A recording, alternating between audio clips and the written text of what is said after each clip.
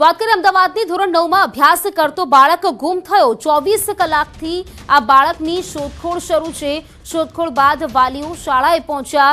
ઠક્કર બાપાનગરની રઘુવીર શાળાનું જે બાળક છે તે ગુમ થઈ ગયો છે। આ બાળક ગુમ થતા વાલીઓ દ્વારા શાળામાં હોબાળો મચાવવામાં આવ્યો છે। શાળા દ્વારા યોગ્ય જવાબ ન મળતો હોવાનો વાલીઓ આક્ષેપ કરી રહ્યા છે।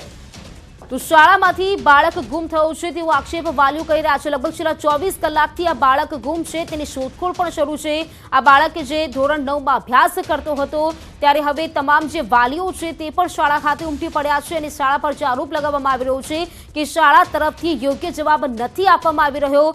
જે બાળક છે ધોરણ 9માં અભ્યાસ કરતો હતો અને છેલ્લા 24 કલાકથી તે ગુમ છે। આ બાળક ક્યાં છે ત્યારે ન્યૂઝ 18 સવાલ કરી રહ્યું છે કે શાળાનો દરવાજો કેમ ખુલ્લો હતો? જે બાળક શાળામાં અત્યારે નથી મળી રહ્યો ત્યારે શું શાળામાં સિક્યુરિટી ગાર્ડ ન હતા? શાળામાં શા કારણે સિક્યુરિટી ગાર્ડ નથી તે પણ સવાલ એક ઉઠી રહ્યો છે। બાળકોની સુરક્ષાની જવાબદારી કોની છે? જ્યારે એક બાળક સ્કૂલમાં ભણવા જાય છે તો શું શાળાની જવાબદારી નથી બનતી કે તે બાળકની સારસંભાળ રાખવામાં આવે? ત્યારે શાળાનો દરવાજો પણ કેમ ખુલ્લો તેવા પણ સવાલો છે। વધુ વિગત મેળવીએ સંવાદદાતા સંજય પાસેથી। સંજય, ધોરણ 9માં અભ્યાસ કરતો બાળક ગુમ થઈ ગયો છે, છેલ્લા 24 કલાકથી શોધખોળ ચાલુ છે, અત્યાર સુધી ભાળ નથી મળી, વિગત શું છે આ વિશે? પ્રીતિ, ધોરણ 9માં અભ્યાસ કરતો અને અમદાવાદના ઠક્કરનગર વિસ્તારમાં આવેલી રઘુવીર શાળા જે છે, સ્કૂલ છે, તેની આ ઘટના સામે આવી છે કે જેમાં ધોરણ 9માં અભ્યાસ કરતો વિદ્યાર્થી જે છે તે ગુમ થયો છે। પરિવારજનોએ 24 કલાક સુધી જે છે તે બાળકની શોધખોળ કરી છે, પરંતુ હજુ સુધી એ બાળકની ભાળ મળી નથી અને તેના કારણે વાલીઓ જે છે, પરિવારજનો જે છે તે પૂછપરછ માટે તે શાળાએ પહોંચ્યા હતા અને શાળાએ વાલીઓએ હોબાળો મચાવ્યો છે। કહી શકાય કે જે પ્રકારના જે ઘટના જે સામે આવી છે, વિદ્યાર્થી ગુમ થવાની ઘટનાથી પરિવારજનોમાં નારાજગી છે અને તેના કારણે વાલીઓએ હોબાળો મચાવ્યો છે।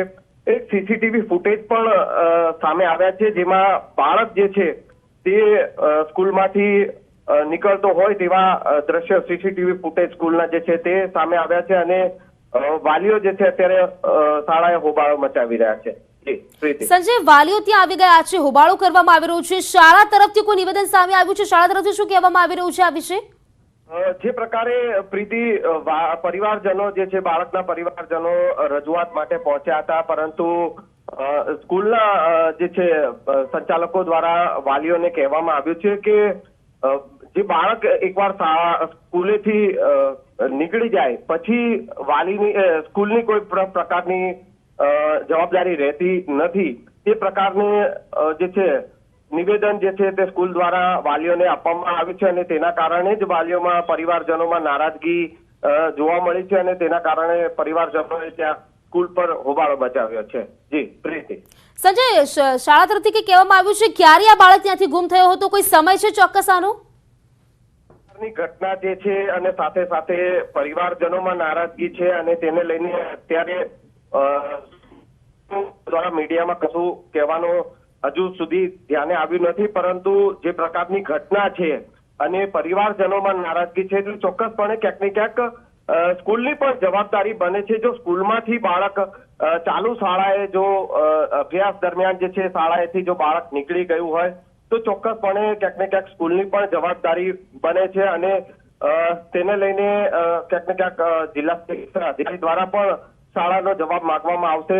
પરંતુ હાલ જે પ્રકારની ઘટના છે અને વાલીઓમાં નારાજગી છે, પરિવારજનોમાં નારાજગી છે અને તેને લઈને પરિવારજનો સ્કૂલ ઉપર પહોંચ્યા છે।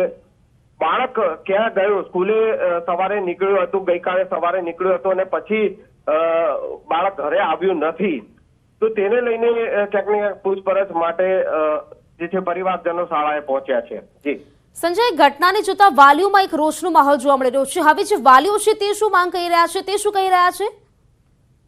બિલકુલ પ્રીતિ, જે પ્રકારની ઘટના છે અને તેને લઈને પરિવારજનોની એક જ માંગ હોય કે જે પોતાનું જે બાળક જે છે તે ઝડપથી મળી જાય, કારણ કે 24 કલાક જેટલો સમય વીતી ચૂક્યો છે અને એ 24 કલાક દરમિયાન બાળકની કોઈ પણ પ્રકારની ભાળ મળી નથી અને તેને લઈને પરિવારજનોની જે માંગ એ જે છે તે સામે આવી રહી છે કે બાળક ઝડપથી મળી જાય કે પછી તેના કોઈ સમાચાર મળી આવે તે પ્રકારની વિગત છે તે પરિવારજનો શાળા પાસેથી અપેક્ષા રાખી રહ્યા છે, પરંતુ જે પ્રકારનો જવાબ શાળા પાસેથી મળ્યો છે અને તેને લઈને પરિવારજનોમાં નારાજગી જોવા મળી રહી છે। બિલકુલ સંજય, આભાર આપનો જાણકારી માટે। તો લગભગ છેલ્લા 24 કલાકથી આ બાળકની શોધખોળ શરૂ છે। ઠક્કર બાપાનગરની રઘુવીર શાળા કે જ્યાંથી આ બાળક ગુમ થઈ ગયું છે, જેના સીસીટીવી ફૂટેજ પણ સામે આવ્યા છે અને એક સવાલ અત્યારે આ શાળા સામે ઉઠ્યા છે। સૌરાષ્ટ્રમાં સિંગતેલના ભાવમાં તેજી જોવા મળી। 3 દિવસમાં ₹40નો વધારો ઝીંકાયો છે। સિંગતેલના ડબ્બાના ભાવ 2660 થી 2730 સુધી પહોંચી ગયા છે। મગફળીના વિક્રમજનક ઉત્પાદન છતાં તેલ મોંઘું થયું છે।